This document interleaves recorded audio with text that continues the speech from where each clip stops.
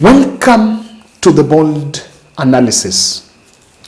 I have listened keenly to the speeches from President William Ruto and Hassan Joho while speaking in the Coast Region today, and they continued with the onslaught against those they call evil spirits, or rather, those who criticize government projects. I am convinced beyond any reasonable doubt, that Adani deal cancellation, just as we also speculated by then, the president never made that decision based on principle or the merit of indictment of the Adani in the US, as he mentioned. But what should then be worrying is cabinet secretaries from the ODM wing are speaking with a lot of arrogance and entitlement.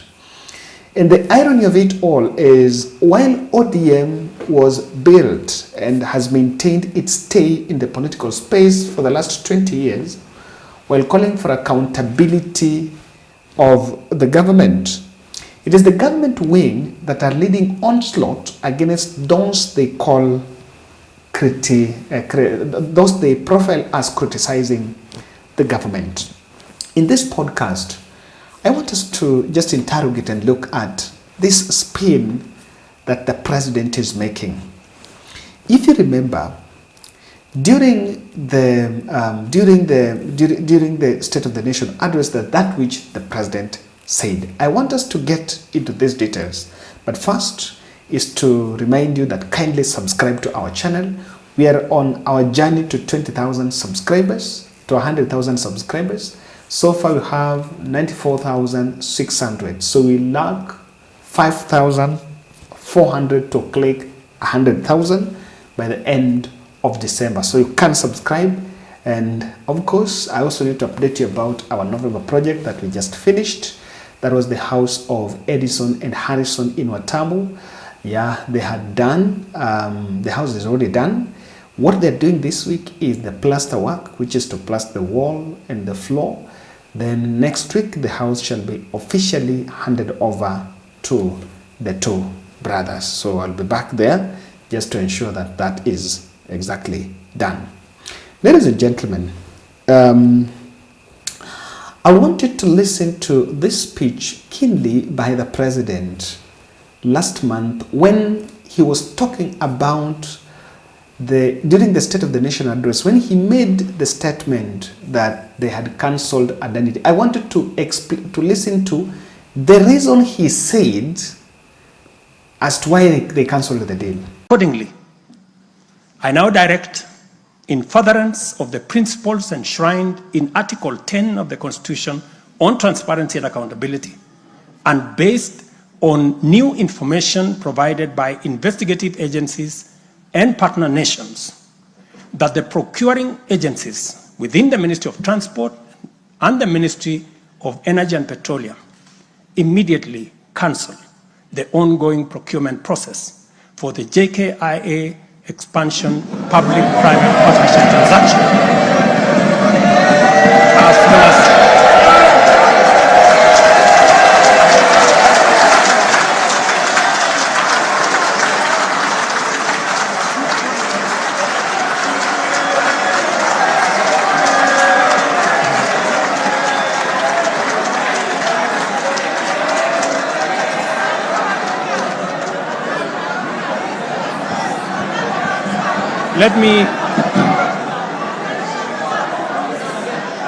Let me repeat this for clarity.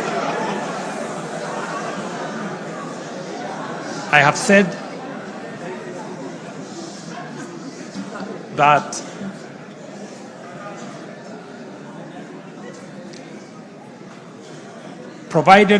because of the information that has been provided to us by partner nations, I have directed agencies within the Ministry of Transport and the Ministry of Energy and Petroleum to immediately cancel the ongoing procurement process for JKIA expansion public-private partnership transaction, as well as the recently concluded Ketrago transmission in public partnership project. When MPs came and gave the president a standing ovation, some of us raised questions about that move. And I did analysis here, and I said that the president wanted to find something to excite the nation, because the State of the Nation address was a bit flat. It was the usual rhetoric. There was nothing new in it. And he needed a highlight of the day. That is why he chose the issue of Adani. But in our own position as the board here was that it was never truly based on the reason he said. Today, the president seemed to be blaming those who led the exposés against Adani, and is asking why the country is celebrating them as heroes, while just through their criticism, he seems to insinuate that Adani is not here because Kenyans rejected it. I find that a bit absurd, and I think it's a political spin. Why am I saying it's a political spin? From the video you've heard, William Ruto said that following in pursuit of good governance and transparency, in following reports from other partner nations of this country. Remember, a day before that State of the Nation address, there was a story from the US that Adani had been involved in some bribery claims back in India, and a US delegation from the US were actually investigating Adani more than that. In fact, they had charged Adani with such bribery claims. So when the president was cancelling the deal, he said, and he was actually referring to that. Now today, he seems not to be carrying that, and he's now saying that those who criticized it here, if you ask me, he's trying to sanitize Adani. Mimi nawauliza wa Kenya ndugu zangu, hatuna nchi mbadala. We do not have a spare country. This is our country. We must be patriots. We must defend our country. We must work for Kenya. Unajua watu wengi wakimwona mtu kama huyu guru, mtu ametoa pesa zake, ameweka imani katika taifa letu la Kenya, huyu tunamkashifu. Lakini wale watu ambao hawachangii mahali popote, sometimes when we have patriots, the people who believe in Kenya, who want to invest in our country, who want to help us build our nation, such people, we sabotage them and we profile them as enemies. Yet, the people who don't believe in this country, the people who sabotage our country, the people who do not want to invest anything in Kenya, we glorify them as if they were anything. Niliona hata watu wengine wanajaribu ku glorify ati airport imesimamishwa. Sasa wale wamesimamisha ujenzi wa airport ni mashujaa. Mashujaa hufanya kitu gani? Airport pale iko kwa runway. Airport inafuja, iko kwa tent. Nchi zingine wanajenga airport zao. Yetu hapa Kenya ni sijui ni aina gani. Alafu kuna watu wanaongea hapo, tumeshinda sana, sasa tumesimamisha kujenga airport.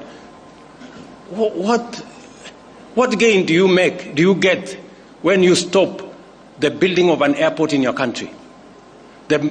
Na huna mpango mbadala. You have no ideas of how to build any airport. You have no clue how it is going to build. Wale wanapinga airport hata hawajawahi kukanyaga kwa airport hata siku moja. Sasa unapinga tu ukiwa anyway, lakini ndio hivyo. Lakini mimi nataka niwahakikishie airport mpya tutajenga. We are going to build a new airport in Kenya. We may have stopped Adani from doing it.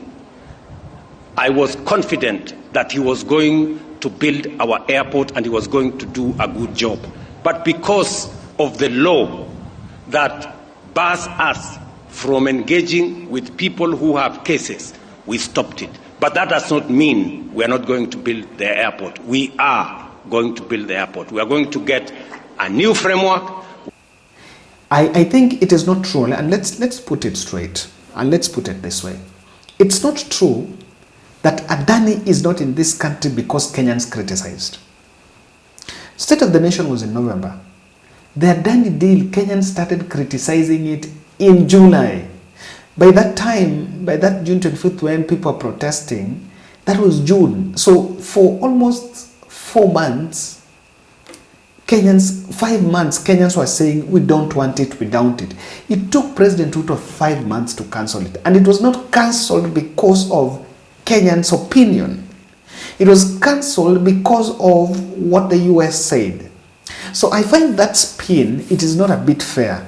Of course, the country celebrated Nelson Amenya, who was the whistleblower, because he enlightened the country. He enlightened the masses. Even the mainstream did not have this story. They didn't have. But again, I don't know what the president really wants, because there are those who are criticizing, there are those who are supporting. So are government projects failing because people are criticizing?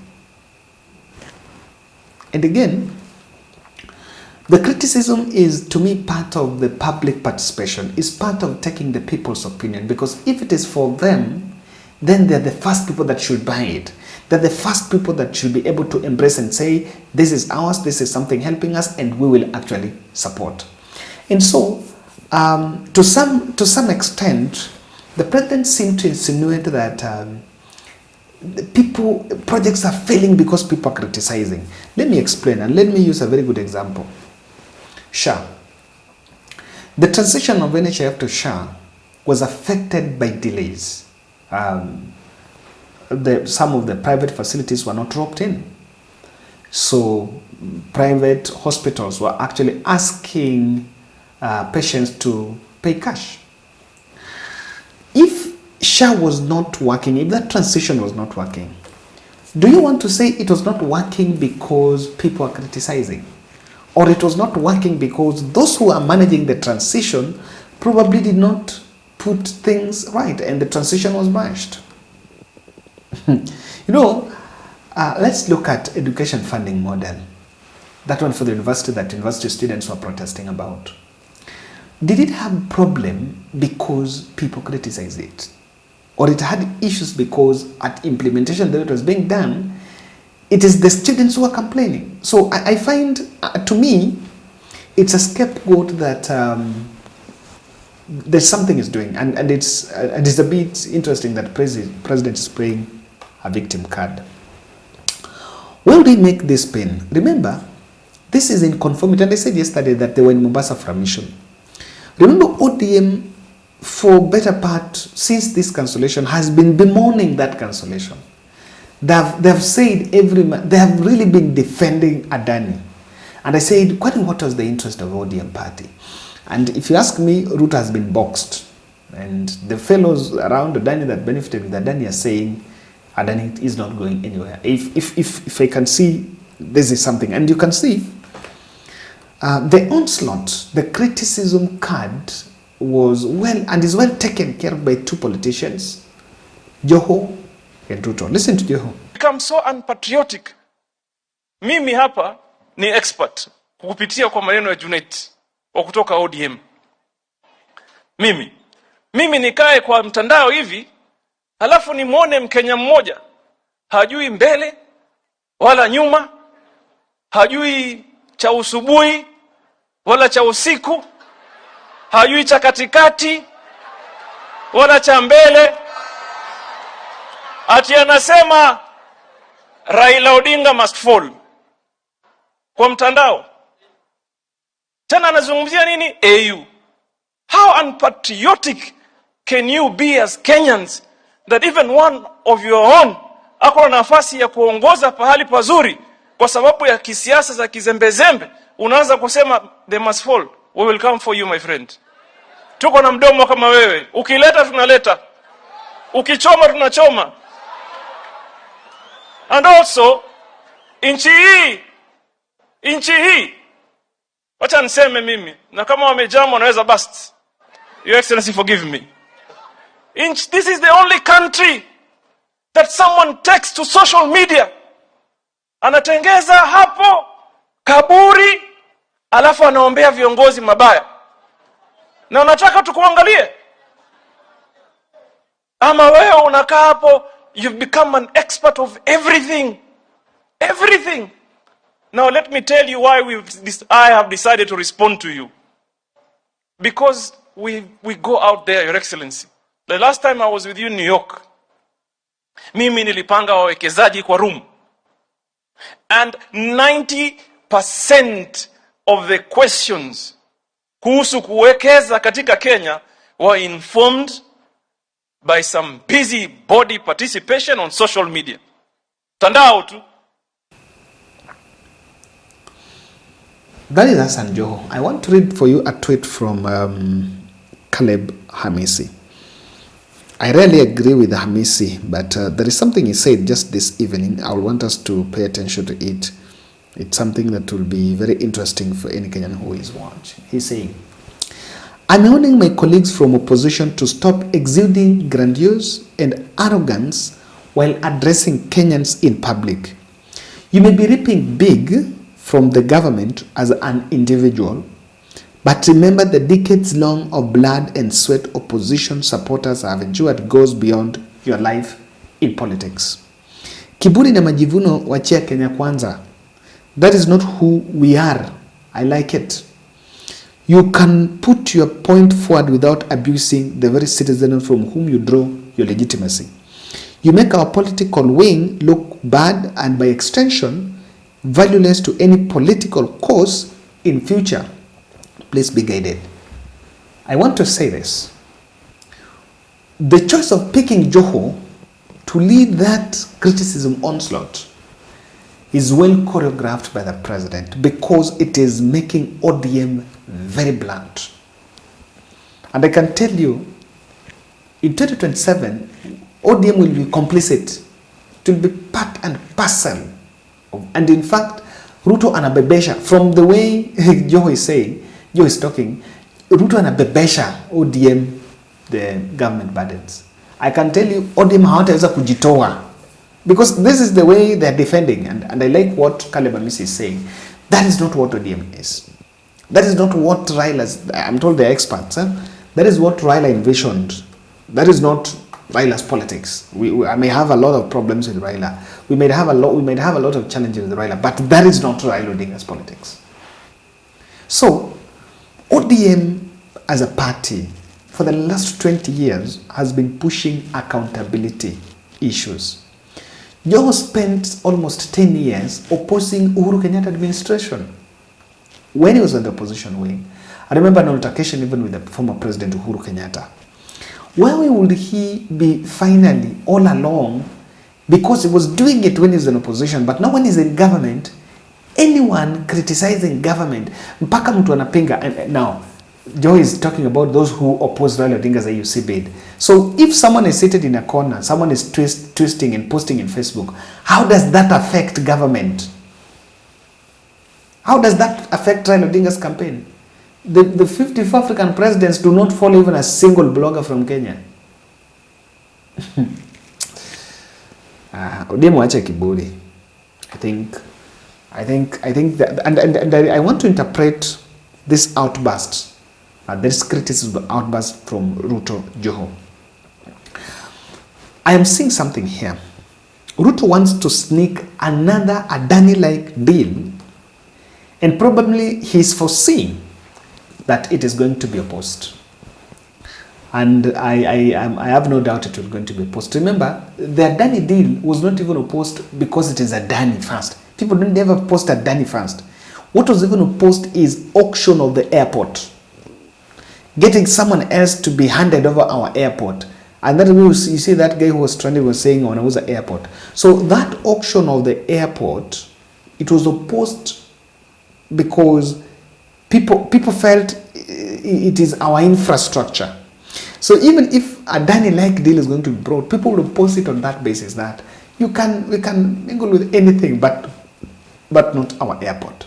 And so that is why and I think he's already known if I'm not wrong, Adani might be bouncing back in another form. If not Adani, then Adani Link. And again, he doesn't believe. In fact, he could be under, it was influenced by the US, but that was just a trigger. In real sense, they're going back to Adani. ODM wing is taking position of defending government strongly to boost the relevance of their stay. If the way they're defending, you have no doubt, probably Joho is going to be the next deputy president. What Joho is doing is what Rigathi used to do, by the way, when Rigathi was in government. So you will even wonder whether they're going to be given the next name. Now, I think this kind of anger, venting anger, is also a reflection of frustration of government policies. I want to explain this. I don't think, and I may be wrong on this, I don't think some of those policies are failing because people are criticizing. Some of those policies just failing because of, they might be very good ideas. Yeah, they might be good. But they're failing because of implementation. They're not failing because people are criticizing. And in fact, I said the criticism is enlarging, is actually enriching the discourse. Is enriching the discourse. It's also part of knowing what does people say. For example, when you do these videos, you see how people are reacting. You see, what do Kenyans say? I'm very sure you will understand. From our videos, you will understand what Kenyans are really saying about these things. So it's part of the discourse. And in fact, it should not be a worry.